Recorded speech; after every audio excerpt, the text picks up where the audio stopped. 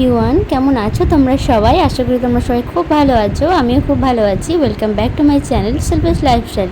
তো দেখতেই পাচ্ছ বাড়ির সামনে মেলা আছে, যেহেতু বাড়ির মেলা। আর হচ্ছে এই ব্লগে তোমরা দেখতে পাবে, এটা হচ্ছে আমার লাস্ট ব্লগ।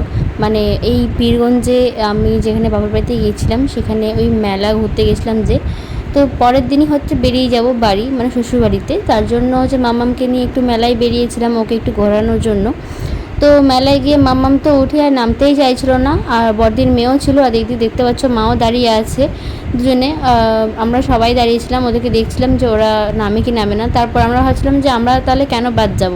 তারপর আমি আর দিদি দুজনেই, আমি দিদি আমার বোন সবাই মিলে আমরা ব্রেক ডান্স সেখানে উঠে পড়েছিলাম।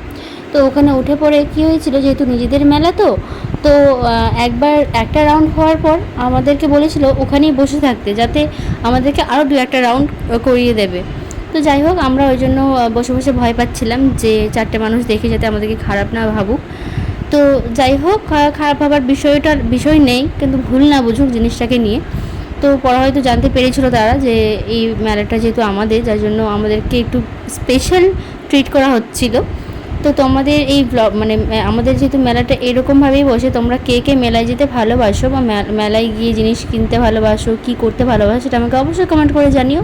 তারপর তো মেলা দেখে বাড়ি চলেই এসেছিলাম। আর এইদিকে আমার একটা রিয়াকশন দেখতেই পাবে যে আমি একটু চুপ হয়ে গেছিলাম। তো বাড়ি এসে বড় মাম্মাম তো এসে জামা কাপড় খুলে খাচ্ছিল। তারপর ছোটো মাম্মাম আবার বায়না ধরছিল যে ও আবার মেলা যাবে। তো ওকে আবার মেলা নিয়ে গিয়ে সেই বাচ্চাদের ওই জাম্পিং কিছু একটা ছিল রাইড, সেখানে গিয়ে মাম্মাম খুব মানে খেলা করছিল। তারপর আবার সেই গাড়িতে উঠলো, সে গাড়িতে উঠবেই সে। তারপর দিদির সাথে কথা বলতে বলতে কয়েকটা জিনিস দেখে দু একটা জিনিস কেনাকাটা করে বাড়ি চলে এসেছিলাম, কারণ পরের দিন ভোরবেলা করে আমাদেরকে বেরিয়ে পড়তে হবে।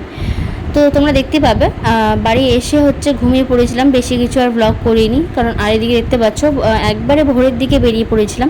যেহেতু আমাদের বাড়ি থেকে মালদা মেন টাউন স্টেশন যেতে 1 ঘন্টা লাগে, তার জন্য সকাল সকাল বেরোনো। আর বেরিয়ে এসে দেখতে পাই যে আমাদের 5টে ট্রেনটা 6টায় দিয়েছে।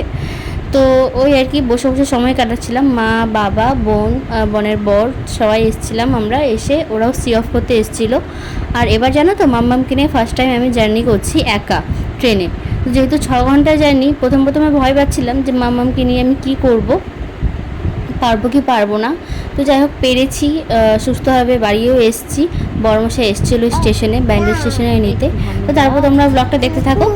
ঠাকুর আসবি, একটা হামি দাও, তুই আমাকে একটা হামি দে না। ঠাকুর দেখছে না এখন, তুই আমাকে দিয়ে যায়, দিয়ে দে, আস্তে করে দিয়ে দে আমাকে হামি একটা। আমার দিয়ে দে, হামি দিয়ে দে, একটা হামি দাও। এই বাপরে,